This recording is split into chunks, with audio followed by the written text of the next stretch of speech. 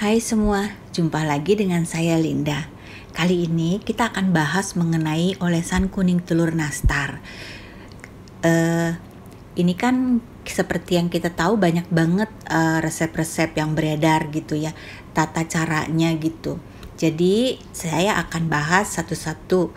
Kita akan mulai dengan yang biasa saya bikin, yang cuman kuning telur dengan sedikit butter atau minyak.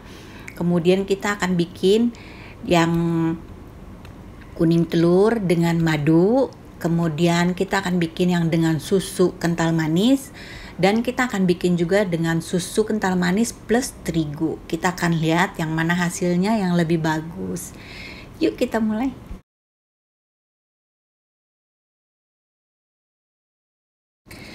Nah, untuk membuat nastar yang olesan yang bagus, kita perlu kuas yang bagus. Ini kuas yang baru saya beli tadi di pasar. Ini kita akan ketuk-ketuk ujungnya, kita akan rapetin ujungnya jadi supaya bulunya ini nggak gampang rontok gitu. Dan juga supaya dia jadi lebih melebar. Ini kita ketuk-ketuk sampai dia benar-benar sudah rapet dan sudah terlihat tipis. Kuas yang enak dipakai itu kuas yang tipis tapi panjang.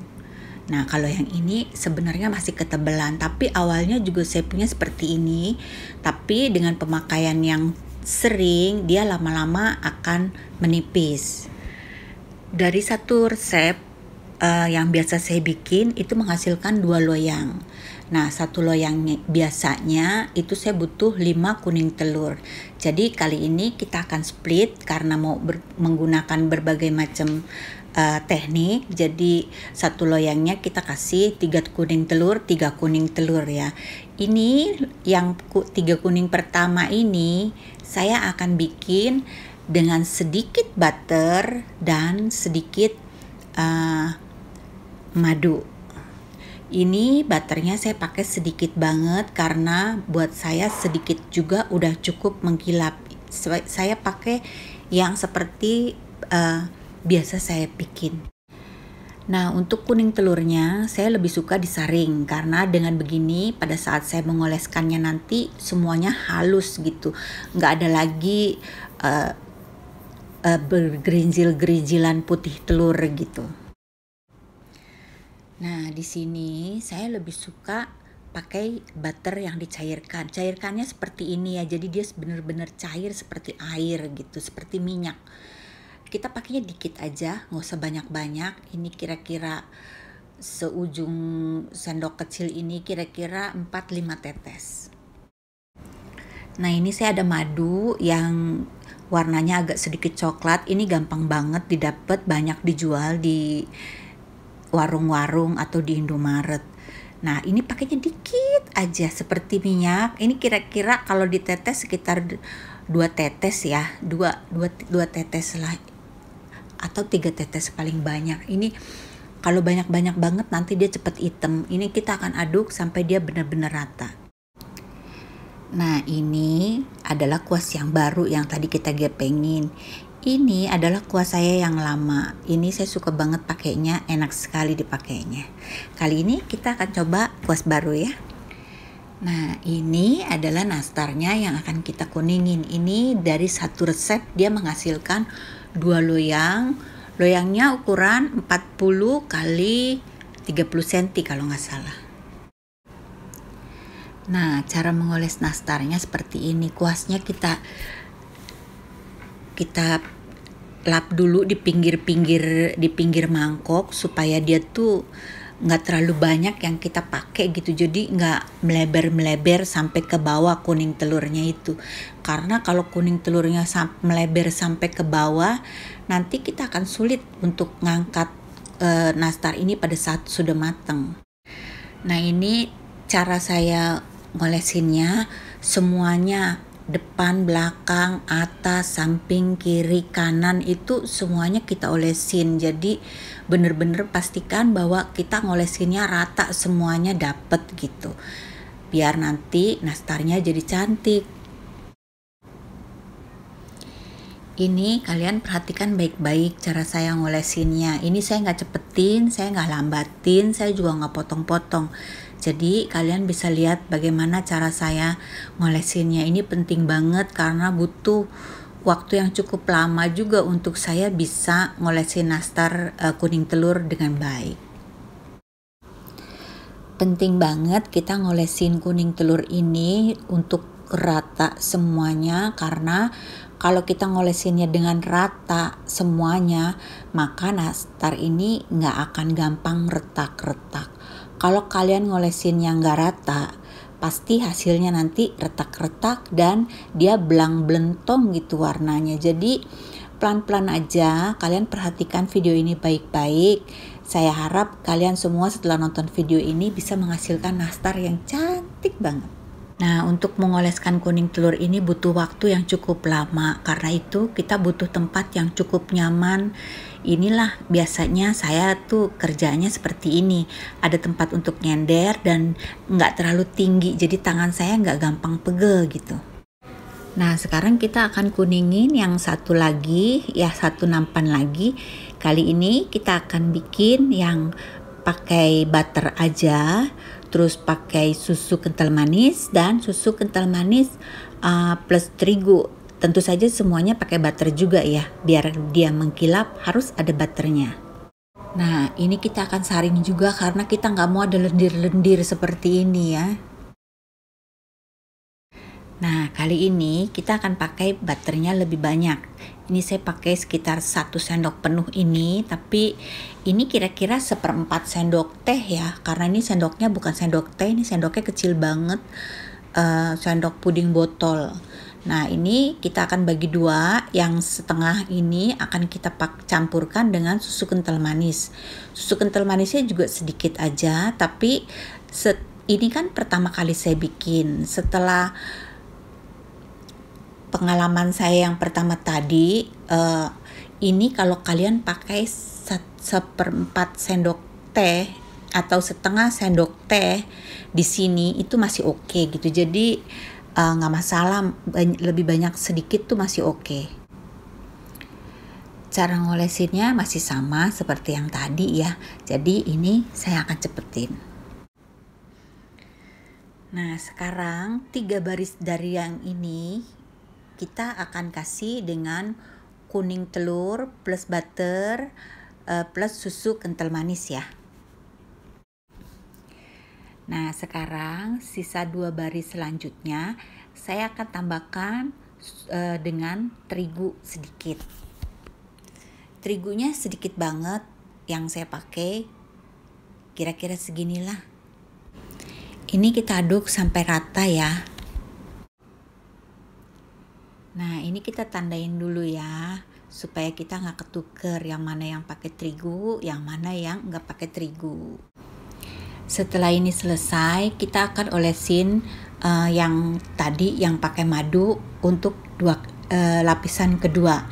Karena sekarang kalau ini udah selesai, pasti dia udah kering lapisan pertamanya.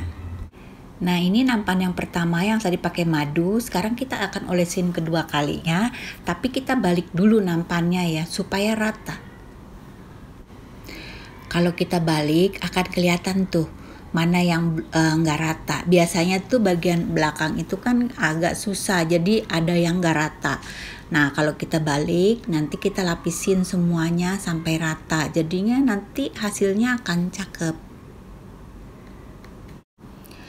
Oh iya teman-teman, sebelum kita mulai lapisan kedua, sebaiknya kita panasin oven dulu ya, di suhu 150 derajat. Jadi nanti pada saat ini selesai kita lapisin kedua, oven kita udah panas. Nah, pastikan ini kuning telurnya sudah kering ya sebelum kita melakukan lapisan kedua. Jadi dia udah nggak nempel lagi di tangan. Nah, kebetulan ini kuning telurnya sudah habis sebelum saya selesai mengolesin semuanya. Jadi ini sisanya dari baris ini saya akan pakai kuning telur yang cuman pakai butter aja, dan satu baris terakhir ini tidak akan saya lapisin kedua, supaya kita bisa lihat kalau cuman satu lapis aja hasilnya seperti apa. Karena ini pakai madu, kuning telurnya menjadi lebih kental gitu. Jadi dia lebih tebal diolesinnya di sini. Nah, ini akan kita oven di suhu 150 derajat selama 20 menit. Setelah 20 menit, kita akan balik nampannya ini, dan saya akan tambahkan 5 menit lagi. Tetapi balik lagi ke oven masing-masing. Kadang-kadang oven yang lain lebih panas daripada oven saya, dan oven saya ini seperti kalian lihat suhunya lebih panas di pinggir, kiri, kanan, depan, belakang. Tengah-tengahnya tuh dia agak lama matangnya. Karena itu kita set waktunya, timernya di 20 menit aja pertama. Setelah itu 5 menit yang akan datang setelahnya kita jangan kemana-mana dulu, jangan ngerjain apa-apa dulu, kita fokus saja, kita liatin nih oven nih, liatin nastar ini, karena setiap menit, setiap detik warnanya akan cepat berubah, dia akan cepet banget menjadi gosong. Jadi di sini kita perlu hati-hati, kita liatin terus. Dan jujur saya senang banget mantengin nastar di menit ke 26, 30. Di situ kita bisa lihat perubahannya cepat banget, dan kita bisa matikan kompor di mana suhu warna yang kita merasa udah cocok nih, saya mau warnanya seperti ini aja. Ya udah, kalian tinggal matiin. Dari menit pertama sampai menit ke 25 itu saya pakai api bawah. Masuk ke menit ke 26 saya pakai api atas, itu sekitar 2 menit. Setelah itu saya matiin, saya diemin sekitar 3 menit atau 2 menit di dalam oven. Jadi sampai dia warnanya sesuai dengan keinginan saya, baru saya angkat. Nah, ini hasil dari yang kita pakai madu. Ini warnanya cantik banget.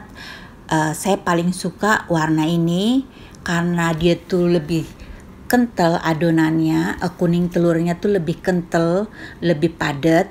Jadi pada saat diolesin itu dia jadi lebih tebal, jadi dia rentan untuk tidak retak. Tetapi pada yang kita cuman olesin satu lapis aja, dia tetap retak. Seperti kalian lihat di sini ya, ada beberapa yang retak, tapi ada juga yang enggak, karena memang dia sebenarnya cukup tebal kalau kita pakai madu, walaupun madu yang saya pakai cuma sedikit. Dan memang kayaknya cuma cukup sedikit aja, kalau terlalu banyak nanti jadi gosong. Nah, seperti yang kalian juga lihat, ini kan udah mengkilap banget nih.